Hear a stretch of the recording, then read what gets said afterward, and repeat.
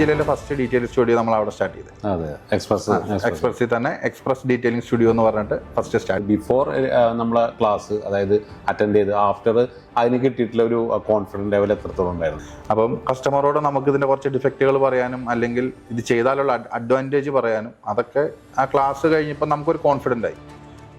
Struggle ഏതൊക്കെ ലെവലിൽ സ്ട്രഗിളും feel ചെയ്തിട്ടുണ്ട് സ്ട്രഗിൾ ഈ ഒരു ഇൻഡസ്ട്രിയിൽ?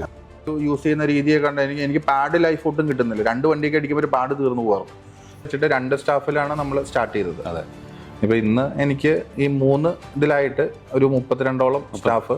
32ഓളം സ്റ്റാഫ്. പല കസ്റ്റമേഴ്സിനും എന്താണെന്ന് വെച്ചാൽ മൈൻഡ് സെറ്റ് എന്ന് വെച്ചാൽ എവിടെയാണ് കുറവ് കിട്ടുക അവിടെ പോവാന്നുള്ളത്. അപ്പോൾ ഒരു നല്ലൊരു എന്താ പറയുക അഡ്വൈസ് ആണ് നിങ്ങൾക്ക് കിട്ടിയിട്ടുള്ളത്. Thank you Jishnu. ഓക്കെ.